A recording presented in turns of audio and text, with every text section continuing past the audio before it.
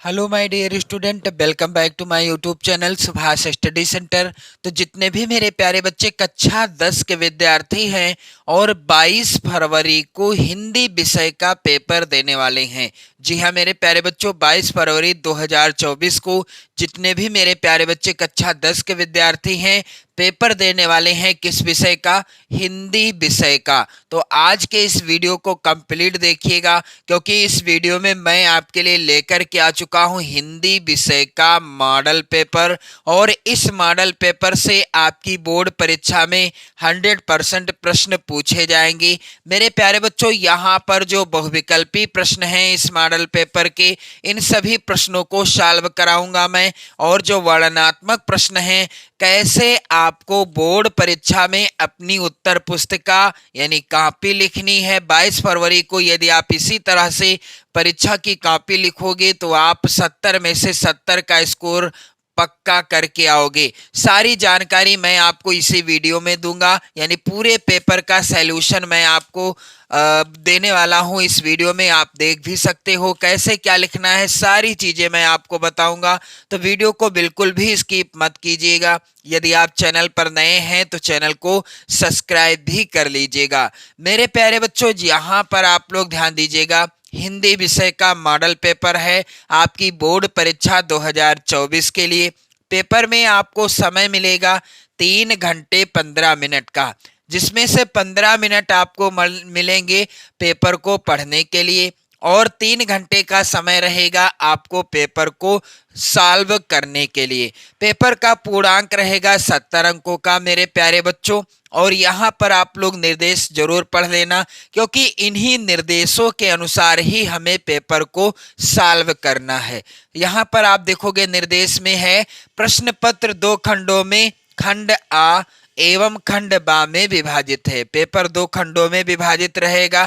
खंड आ में बहुविकल्पी प्रश्न होंगे, जिसमें सही विकल्प का चयन करके OMR सीट पर नीले अथवा काले बाल पॉइंट पेन से सही विकल्प वाले गोले को पूर्ण रूप से काला करना होगा आपको। यानी जिस प्रश्न में जो भी विकल्प सही होगा उसी के अनुसार OMR सीट में, चाहे तो आप नीले पेन का प्रयोग करें या आप काले पेन का प्रयोग करते हैं तो बहुत ही अच्छी बात है, लेकिन पेन कैसा होना चाहिए? बाल पॉइंट वाला पेन होना चाहिए। मेरे प्यारे बच्चों, खंड बा के अंतर्गत 50 अंक के वर्णनात्मक प्रश्न होंगे और जो खंड आ में बहुविकल्पी प्रश्न आएंगे, प्रत्येक प्रश्न होगा 1 अंक का। कितने अंक का? 1 अंक का होगा। मेरे प्यारे बच्चों, प्रत्येक प्रश्न के सम्मुख अंक भी दिए गए हैं, कौन सा प्रश्न कितने अंक का है यहाँ पर आप लोग ध्यान दीजिएगा। खंड आ के अंतर्गत जो बहुविकल्पी प्रश्न होंगे जो कि हैं 20 नंबर के, और प्रश्न कितने होंगे? 20 प्रश्न होंगे। आप सभी लोग इन प्रश्नों को जरूर तैयार कर लेना। तो मेरे प्यारे बच्चों, यहाँ पर आप लोग ध्यान देंगे, पहला प्रश्न है, अभिमन्यु वध खंड काव्य के रचयिता कौन है? विकल्प यहाँ पर सही हो जाएगा। अभिमन्यु वध खंड काव्य के रचयिता हैं रामचंद्र शुक्ल जी। और प्रश्न यहाँ पर दूसरा है मेरे प्यारे बच्चों, मित्रता निबंध के अनुसार विश्वास पात्र मित्र है कौन सा? जीवन की एक औषधि के समान। मित्रता निबंध के अनुसार विश्वास पात्र मित्र किसके समान होता है? जीवन की एक औषधि यानी दवाई के समान होता है। प्रश्न यहाँ पर 3 है मेरे प्यारे बच्चों, सबसे भयानक ज्वर कौन सा होता है? तो मित्रता निबंध के अनुसार सबसे भयानक ज्वर होता है कुशंग का ज्वर। और एक पैराग्राफ भी है जिसमें पूछा गया है, यानी लिखा हुआ है आचार्य रामचंद्र शुक्ल जी ने, कुशंग का ज्वर सबसे भयानक होता है। प्रश्न संख्या यहाँ पर 4 है मेरे प्यारे बच्चों, चंद्रगुप्त किस विधा की रचना है? तो मेरे प्यारे बच्चों, यहाँ आप लोग ध्यान देंगे, चंद्रगुप्त नाटक विधा पर आधारित रचना है। यदि प्रश्न में पूछ लिया जाता है कि चंद्रगुप्त के लेखक कौन हैं, तो जय शंकर प्रसाद जी के द्वारा रचित है चंद्रगुप्त। स्कंदगुप्त और ध्रुव स्वामिनी, ये तीनों नाटक विधा पर आधारित रचनाएं हैं। मेरे प्यारे बच्चों, यहाँ पर आप लोग ध्यान देंगे, प्रश्न अगला वेरी इंपॉर्टेंट है। आप लोग इन सभी प्रश्नों को अपनी नोट्स पर लिख लीजिएगा, क्योंकि सबसे महत्वपूर्ण प्रश्न है मेरे प्यारे बच्चों। यहाँ पर आप लोग ध्यान दीजिएगा। प्रश्न संख्या 5 है, मेरी आत्मकथा के लेखक कौन हैं? तो दिए गए विकल्पों में से सही उत्तर कौन सा होगा? मेरी आत्मकथा के लेखक हैं, यहाँ पर आप लोग ध्यान दीजिएगा, डॉक्टर राजेंद्र प्रसाद जी मेरी आत्मकथा के लेखक हैं। अगला प्रश्न है, यहाँ पर आप लोग ध्यान देंगे, रासो ग्रंथों की भाषा क्या है? इस प्रश्न का यहाँ पर उत्तर क्या होगा? रासो ग्रंथों की भाषा क्या है? रासो ग्रंथों की भाषा है डिंगल। मेरे प्यारे बच्चों, प्रश्न संख्या 7 है, वेरी इंपॉर्टेंट, भक्ति काल की रचना है। दिए गए विकल्पों में से भक्ति काल की रचना कौन सी है? इसका उत्तर हो जाएगा विनय पत्रिका, जो कि भक्ति काल की रचना है। और विनय पत्रिका के रचनाकार कौन है? यदि पूछा जाता है, विनय पत्रिका के रचनाकार हैं गोस्वामी तुलसीदास जी। कौन है रचनाकार? गोस्वामी तुलसीदास जी हैं। मेरे प्यारे बच्चों, प्रश्न संख्या 8 वेरी इंपॉर्टेंट, आपकी बोर्ड परीक्षा 2024 के लिए। मेरे प्यारे बच्चों, कह रहा है कि तार सप्तक काव्य के संपादक हैं। दिए गए विकल्पों में से तार सप्तक का संपादन किसने किया? तो यहाँ पर आप लोग ध्यान देंगे, पहला यहाँ पर विद्यानिवास मिश्र जी ने, दूसरा मुक्तिबोध जी ने, तीसरा अज्ञे जी ने, चौथा हजारी प्रसाद द्विवेदी जी ने। तो आप सभी जानते हैं, सच्चिदानंद हीरानंद वात्स्यायन अज्ञे जी ने ही तार सप्तक का संपादन किया था। और कब किया था? सन 1943 ईस्वी में। यदि प्रश्न में पूछ लिया जाता है कि तार सप्तक का संपादन कब किया गया, तो सन 1943 ईस्वी में किसने? अज्ञे जी ने किया। प्रश्न यहाँ पर आप देखोगे 9 नंबर का है, प्रश्न संख्या 9, वन पथ पर कविता किस कृति से संबंधित है? तो वन पथ पर कविता किस कृति से संबंधित है? इसका उत्तर होगा मेरे प्यारे बच्चों, यहाँ पर कवितावली से संबंधित है। किससे?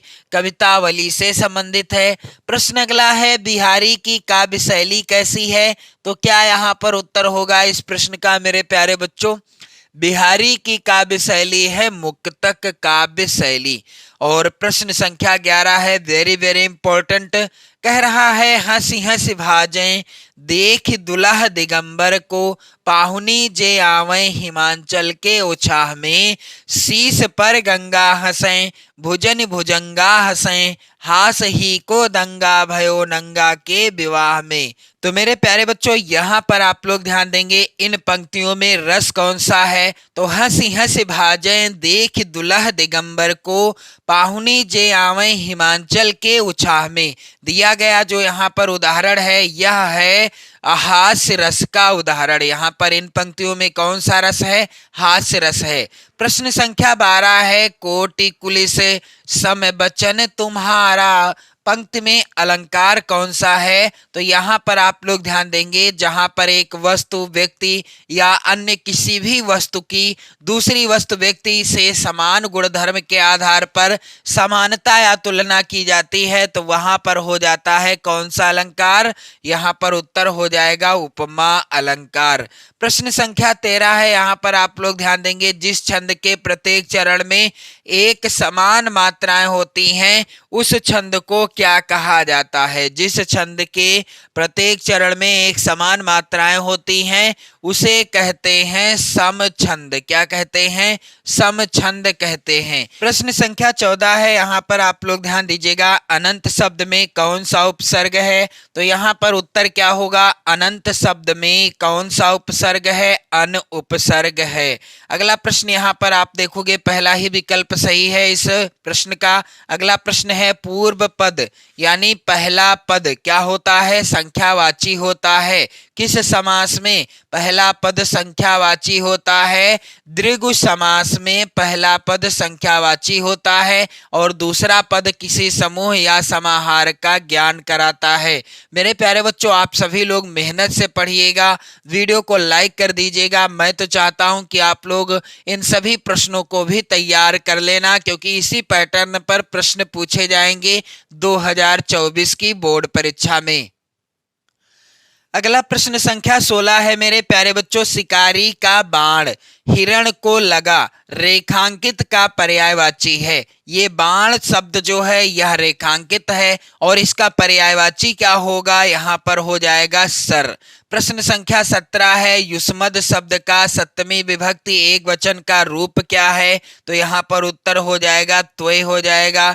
जिस वाक्य में एक प्रधान उपवाक्य और अन्य आश्रित उपवाक्य हो उसे क्या कहते हैं? यहाँ पर आप लोग ध्यान दीजिएगा, संयुक्त वाक्य या सरल वाक्य, कुटिल वाक्य या मिश्र वाक्य। तो जिस वाक्य में एक प्रधान उपवाक्य और अन्य आश्रित उपवाक्य होते हैं उसे कहते हैं मिश्र वाक्य। क्या कहते हैं? मिश्र वाक्य कहा जाता है। प्रश्न संख्या 19 है मेरे प्यारे बच्चों, जब वाक्य में भाव की प्रधानता होती है तब वाच्य होता है। कैसा? भाववाच्य, कर्मवाच्य, कर्तवाच्य। तो जब वाक्य में भाव की प्रधानता होती है तो उस वाक्य में क्या होता है? भाववाच्य होता है। अगला प्रश्न मेरे प्यारे बच्चों है, तस्मै तद शब्द के किस विभक्ति और वचन से संबंधित रूप है? तो यहाँ पर आप लोग ध्यान दीजिएगा, इस प्रश्न का उत्तर हो जाएगा, आप लोग ध्यान देंगे, चतुर्थी एक वचन का। चतुर्थी एक वचन का पहला ही विकल्प क्या होगा? सही हो जाएगा। तो इस तरह के प्रश्न 20 पूछे जाएंगे आपकी बोर्ड परीक्षा में, बहुविकल्पी, जिनका उत्तर आपको कहां पर फिल करना है? ओएमआर शीट में फिल करना है और काले पेन से ही फिल करना है। मेरे प्यारे बच्चों, यदि आप इन 20 प्रश्नों का सही तरीके से ओएमआर शीट में सही उत्तर भर देते हैं तो आपके 20 नंबर पूरे पूरे मिल जाएंगे।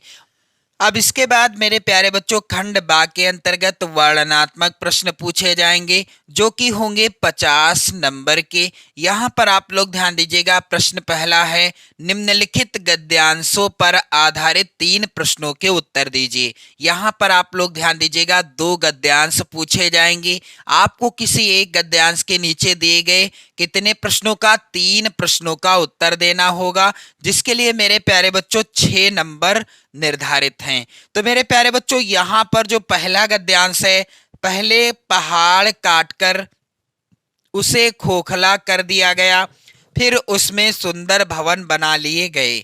ये पहला गद्यांश है और इस गद्यांश को यदि देखा जाए, पहला प्रश्न उपर्युक्त, यहाँ पर आप लोग ध्यान देंगे, उपर्युक्त गद्यांश का संदर्भ लिखिए। तो यह जो है गद्यांश लिया गया है अजंता शीर्षक पाठ से। किस पाठ से? अजंता शीर्षक पाठ से। लेखक हैं डॉक्टर भगवत शरण उपाध्याय जी। भगवत शरण उपाध्याय जी। और आपसे रिक्वेस्ट है कि आप लोग वीडियो को ज्यादा से ज्यादा मित्रों में शेयर कर दें। अब मैं आपको बताऊंगा कि आप बोर्ड परीक्षा में हिंदी की कॉपी कैसे लिखोगे। 22 फरवरी 2024 को हिंदी के पेपर में आप अपनी हिंदी की कॉपी कैसे लिखोगे, सही तरीका क्या है? तो यहाँ पर जो अथवा में गद्यांश है, ईर्ष्या की बड़ी बेटी का नाम निंदा है। जो व्यक्ति ईर्ष्यालु होता है वही बुरे किस्म का निंदक भी होता है। दूसरों की निंदा वह इसलिए करता है कि इस प्रकार दूसरे लोग जनता अथवा मित्र की आंखों से गिर जाएंगे और जो स्थान रिक्त होगा उस पर मैं अनायास ही बैठा दिया जाऊंगा। ये गद्यांश है, इसको मैं सॉल्व कराऊंगा, यानी इसके नीचे जो प्रश्न दिए गए हैं इनको मैं सॉल्व कराऊंगा। पहला प्रश्न है मेरे प्यारे बच्चों, उपर्युक्त गद्यांश का संदर्भ लिखिए। तो यहाँ पर संदर्भ, आप किसी भी गद्यांश का संदर्भ कैसे लिखोगे? सबसे पहले प्रश्नोत्तर संख्या 1 अथवा मैंने डाल दी हेडिंग, ऐसे ही आपको लिखना है। प्रश्नोत्तर संख्या 1 अथवा का कर रहे हैं तो अथवा, या पहला कर रहे हैं तो पहला। फिर इसके बाद आप लोग यहाँ पर ध्यान दीजिएगा, संकेत हेडिंग डाल दीजिएगा। कौन सी हेडिंग? संकेत हेडिंग आप डाल देंगे काले पेन से। फिर गद्यांश के शुरुआत के और अंतिम के शब्दों को लिख लेना। जैसा कि यहाँ पर गद्यांश के शुरुआत के शब्द क्या हैं, ईर्ष्या की बड़ी बेटी, और अंतिम के शब्द हैं बैठा दिया जाऊंगा। तो ये शुरुआत के और अंतिम के शब्दों को जरूर लिख देना। इसके बाद संदर्भ हेडिंग डाल देना काले पेन से। सेम इसी तरह से आप लिखोगे, आपके 70 में से 70 अंक बिल्कुल पक्के हो जाएंगे मेरे प्यारे बच्चों। तरीका आप यही इस्तेमाल करना। संदर्भ लिखने का भी तरीका होता है। कुछ बच्चे संदर्भ शार्ट में लिख देते हैं, जिससे से क्या होता है, एग्जामिनर पूरे नंबर नहीं देते। तो पूरे नंबर यदि आपको पाना है तो सेम ऐसे ही लिखिएगा। संदर्भ क्या होगा, प्रस्तुत गद्यांश हमारी पाठ्य पुस्तक हिंदी, आप काले पेन से सिंगल इन्वर्टेड कामा में लिखिएगा। के गद्य खंड भी आप काले पेन से लिखोगे और सिंगल इन्वर्टेड कामा भी लगा देना। जब गद्यांश का संदर्भ लिखोगे तब में संकलित पाठ का नाम, किस पाठ से यह लिया गया है गद्यांश, ईर्ष्या तू न गई मेरे मन से। तो ये जो है पाठ का नाम है, और पाठ का नाम भी आप काले पेन से लिखिएगा, किसी भी पाठ का हो गद्यांश मेरे प्यारे बच्चों। और इसके बाद जिसके लेखक कौन हैं, रामधारी सिंह दिनकर जी हैं। तो लेखक का नाम भी आपको काले पेन से ही लिखना है। तो संदर्भ आप सेम इसी तरह से लिखोगे, बस जिस पाठ का गद्यांश होगा उस पाठ का नाम बदल दीजिएगा, लेखक का नाम बदल दीजिएगा, बस संदर्भ सेम ऐसा ही रहेगा मेरे प्यारे बच्चों। यहाँ पर अगला प्रश्न है, गद्यांश के रेखांकित अंश की व्याख्या कीजिए। तो आप लोग देखोगे गद्यांश के अंतर्गत गद्यांश जो है पूरा का पूरा रेखांकित है और इसी की व्याख्या करनी है।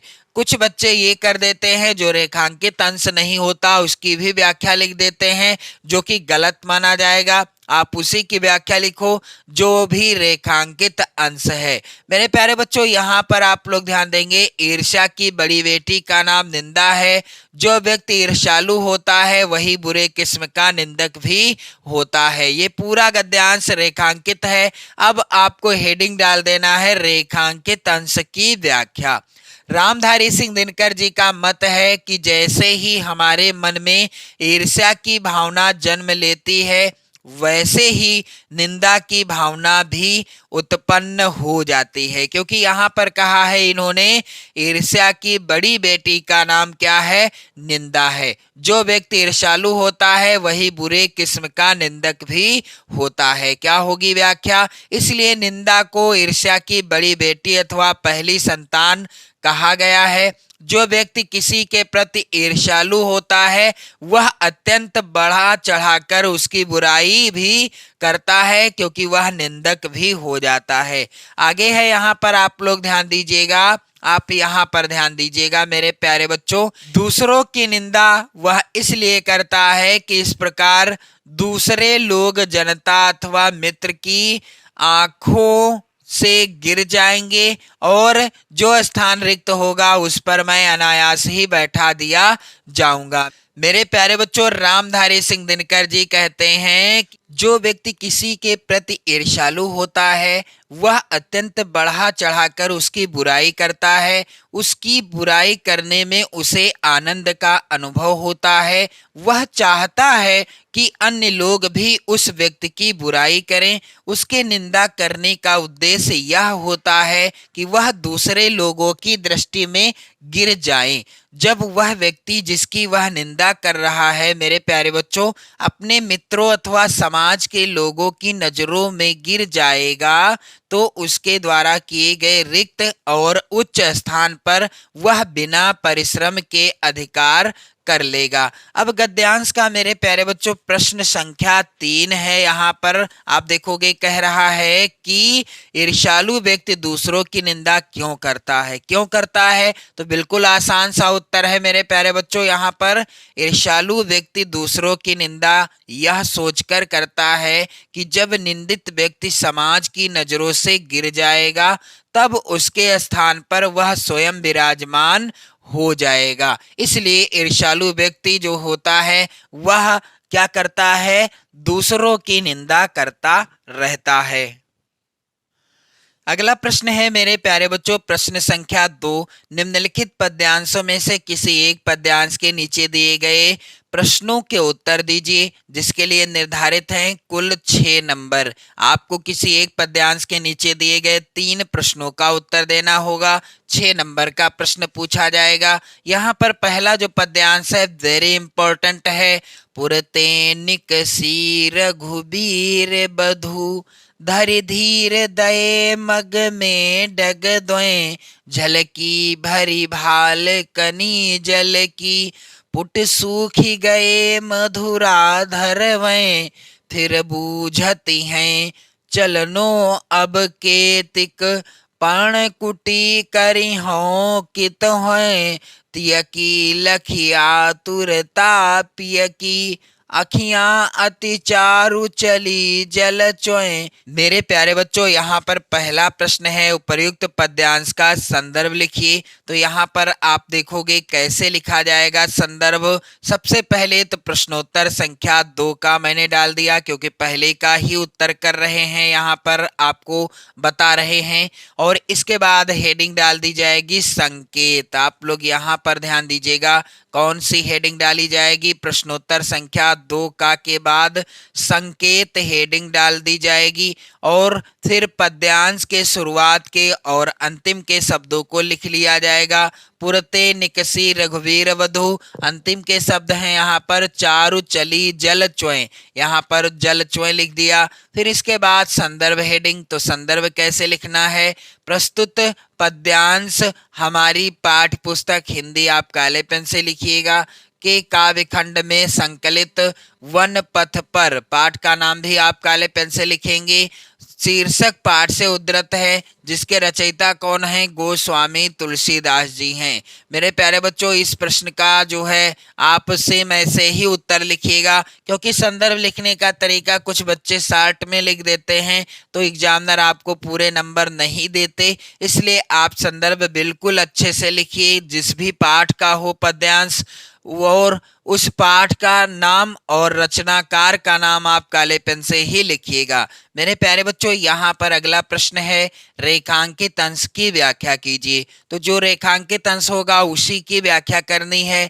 यहाँ पर रेखांकित अंश क्या है, पुरते निकसी रघुवीर बधू, धरि धीर दये मग में डगद्वें, झलकी भरी भाल कनी जल की, पुट सूख गए मधुराधर में। मेरे प्यारे बच्चों, यहाँ पर आप लोग ध्यान दीजिएगा, इसी की व्याख्या करनी है। रेखांकित अंश की व्याख्या इस तरह से हेडिंग डाल दीजिएगा। तो गोस्वामी तुलसीदास जी कहते हैं कि राम लक्ष्मण और सीता बड़े धीरज के साथ श्रृंगदेरपुर से आगे 2 कदम ही चले थे कि सीता जी के माथे पर पसीने की बूंदें झलकने लगी, और उनके सुंदर होठ थकान के कारण सूख गए।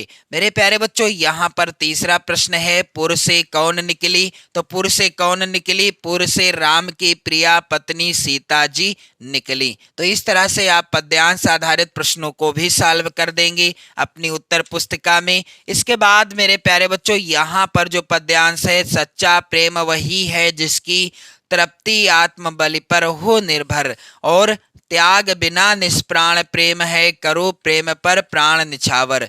स्वदेश प्रेम शीर्षक पाठ से लिया गया है प्रस्तुत कविता। और इस आप लोग ध्यान देंगे, इस पद्यांश के रचनाकार कौन हैं, यानी स्वदेश प्रेम शीर्षक पाठ के रचनाकार हैं राम नरेश त्रिपाठी जी। कौन हैं, राम नरेश त्रिपाठी जी हैं। अगला प्रश्न है मेरे प्यारे बच्चों, दिए गए संस्कृत गद्यांशों में से किसी एक का संदर्भ सहित हिंदी में अनुवाद कीजिए। तो आपको किसी एक का संदर्भ और हिंदी में अनुवाद करना होगा, जिसके लिए 5 नंबर निर्धारित हैं।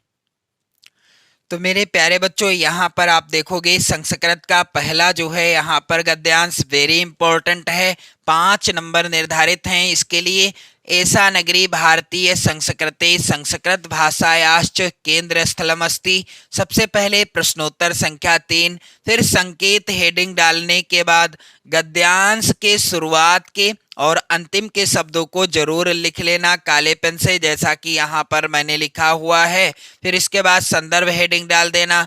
प्रस्तुत गद्यांश हमारी पाठ्य पुस्तक हिंदी आप काले पेन से लिखिएगा। संस्कृत खंड भी आप काले पेन से लिखेंगे के अंतर्गत वाराणसी नामक पाठ से उद्धृत है या लिया गया है।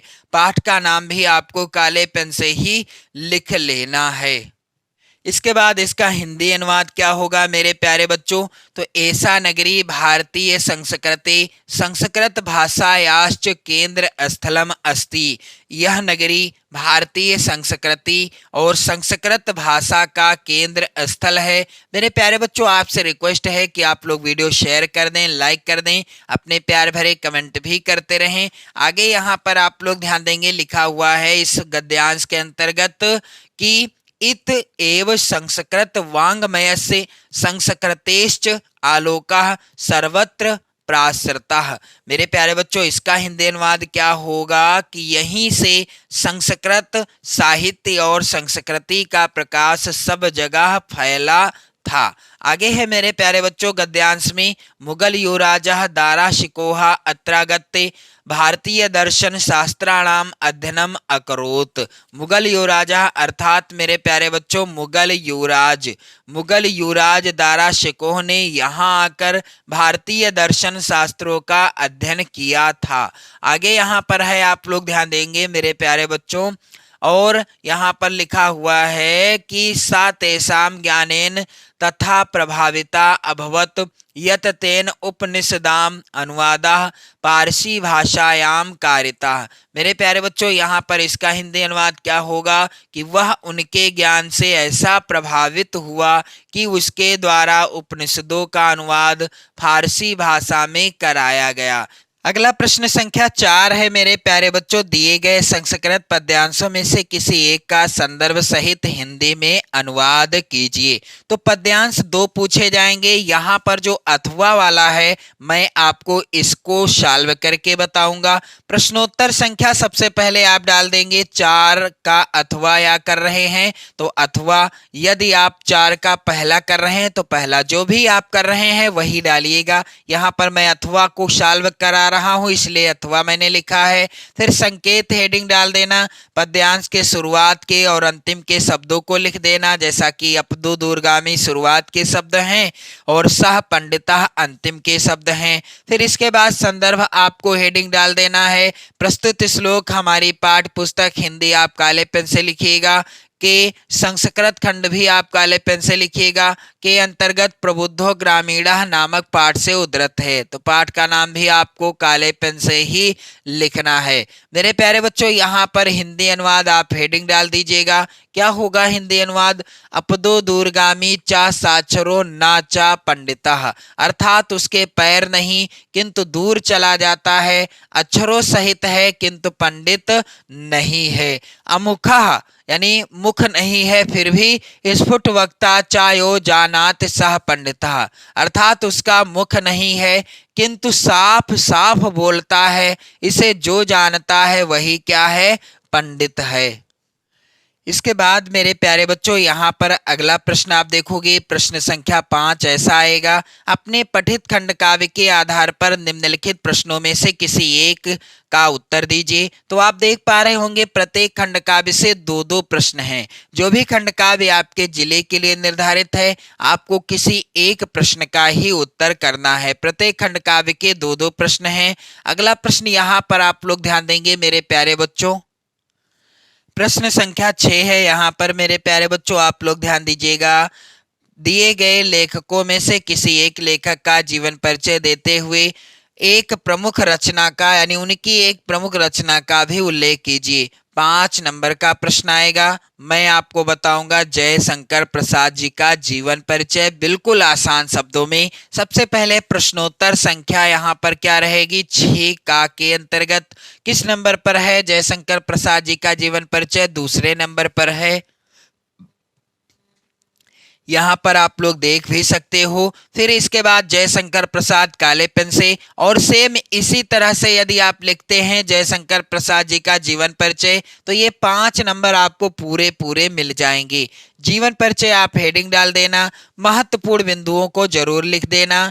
जैसे जन्म कब हुआ, 30 जनवरी 1889 ईस्वी को। जन्म स्थान क्या था, काशी। पिताजी का नाम श्री देवी प्रसाद साहू। शिक्षा इन्होंने 8वीं तक प्राप्त की। रचनाएं इनकी चंद्रगुप्त, एक घूट, कंकाल आदि। और मृत्यु 15 नवंबर 1937 को हुई। मेरे प्यारे बच्चों, यहाँ पर इसके बाद जीवन परिचय में आपको क्या लिखना है, जयशंकर प्रसाद का जन्म काशी के एक प्रतिष्ठित वैश्य परिवार में 30 जनवरी 1889 ईस्वी में हुआ था। तो जो भी मैंने काले पेन से लिखा है यहाँ पर आप ये सारी चीजें काले पेन से ही लिखेंगे। जो भी मैंने काले पेन से लिखा है आपको समझाने के लिए, ये महत्वपूर्ण बिंदु हैं, इन्हें आप काले पेन से ही लिखिएगा, तब आपके 5 नंबर पूरे पूरे मिलेंगे।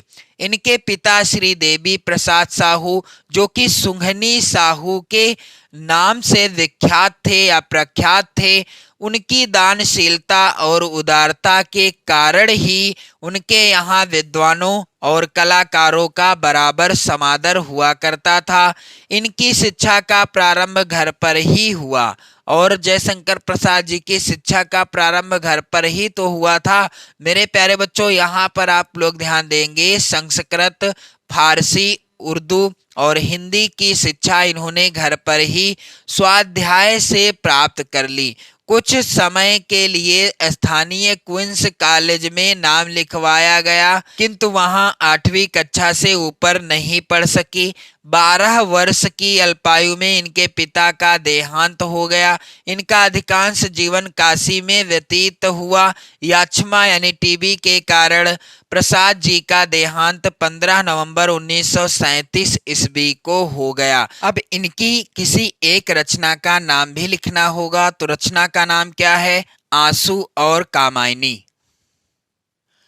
अगला प्रश्न है मेरे प्यारे बच्चों, यहाँ पर आप देखोगे दिए गए कवियों में से किसी एक कवि का जीवन परिचय देते हुए उनकी एक प्रमुख रचना का उल्लेख कीजिए। तो यहाँ पर मैं आपको बताऊंगा गोस्वामी तुलसीदास जी का जीवन परिचय। 5 नंबर का यह भी प्रश्न आएगा। तो यहाँ पर सबसे पहले प्रश्नोत्तर संख्या 6 का किस नंबर पर है, दूसरे नंबर पर है। किस नंबर पर, दूसरे नंबर पर। तो यहाँ पर 2 नंबर डालकर तुलसीदास लिख दिया। फिर महत्वपूर्ण बिंदुओं को जरूर लिख देना। जैसे जन्म कब हुआ, सन 1532 ईस्वी में। पिता का नाम आत्माराम दुबे, माता का नाम हुलसी, पत्नी का नाम रत्नावली। भक्ति भावना कैसी थी, राम भक्ति शाखा के प्रमुख कवि हैं। रचनाएं इनकी रामचरितमानस, विनय पत्रिका, दोहावली, कवितावली आदि। और मृत्यु कब हुई, सन 1623 में। मेरे प्यारे बच्चों, फिर जीवन परिचय आप हेडिंग डाल देना। फिर जीवन परिचय सेम इसी तरह से लिखिएगा। तुलसीदास का जीवन परिचय ऐसे ही लिखा जाएगा। गोस्वामी तुलसीदास जी का जन्म बांदा जिले के राजापुर नामक गांव में हुआ था। और जो काले पेन से आप देख रहे हैं बिंदु, ये सब चीजें आप काले पेन से ही लिखिएगा, ताकि आपके 5 नंबर पूरे पूरे मिल जाएं। कुछ विद्वान इनका जन्म स्थान एटा जिले के सोरो नामक स्थान को मानते हैं। इनके पिता का नाम आत्माराम दुबे और माता का नाम क्या था, हुलसी था। अभुक्त मूल नक्षत्र में जन्म होने के कारण इनके माता पिता ने इन्हें त्याग दिया था। स्वामी नरहरि दास ने इनका पालन पोषण किया था। काशी के शेष सनातन नामक विद्वान ने इन्हें वेदों, पुराणों आदि ग्रंथों का ज्ञान कराया था। इनका विवाह दीनबंधु पाठक की कन्या रत्नावली के साथ हुआ। मेरे प्यारे बच्चों, यहाँ पर आप लोग ध्यान दीजिएगा। आगे है यहाँ पर, वह पत्नी से बहुत प्रेम करते थे, यानी पत्नी प्रेम में अनुरक्त रहते थे कि पत्नी के उपदेश से ही इनके मन में वैराग्य उत्पन्न हो गया। इनका जीवन काशी, अयोध्या और चित्रकूट में अधिक व्यतीत हुआ और इनकी मृत्यु काशी के अस्सी घाट पर सन 1623 ईस्वी में हो गई। मेरे प्यारे बच्चों, जो भी बिंदु काले पेन से लिखे हैं आप काले पेन से लिखोगे। और इनकी प्रसिद्ध रचना रामचरितमानस, आप लोग ध्यान देंगे, प्रसिद्ध रचना इनकी है रामचरितमानस। इसके बाद प्रश्न संख्या यहाँ पर मेरे प्यारे बच्चों प्रश्न संख्या 7 है। अपनी पाठ्य पुस्तक में से कंठस्थ कोई एक श्लोक लिखिए जो इस प्रश्न पत्र में ना आया हो, तो वही श्लोक लिखोगे जो पेपर में ना पूछा गया हो। तो यहाँ पर प्रश्नोत्तर संख्या 7 का उत्तर होगा सर्वे भवन्तु सुखिनः, सर्वे सन्तु निरामयाः, सर्वे भद्राणि पश्यन्तु मा कश्चित् दुख भाग भवेत्। ये श्लोक नहीं पूछा गया इसलिए मैंने लिख दिया, 2 नंबर पूरे पक्के हो जाएंगे। अगला प्रश्न है निम्नलिखित विषय पर पत्र लिखिए।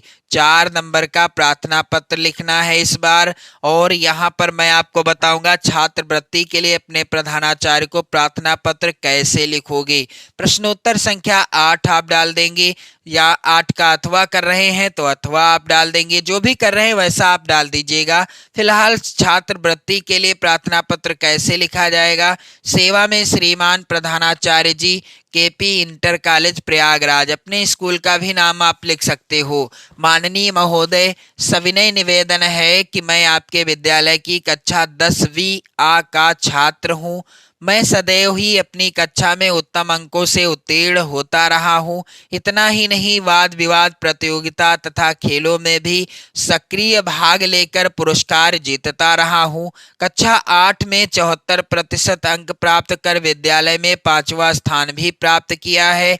मैं आपसे विनम्र निवेदन करना चाहता हूं कि मेरे घर की आर्थिक स्थिति क्या है, अच्छी नहीं है।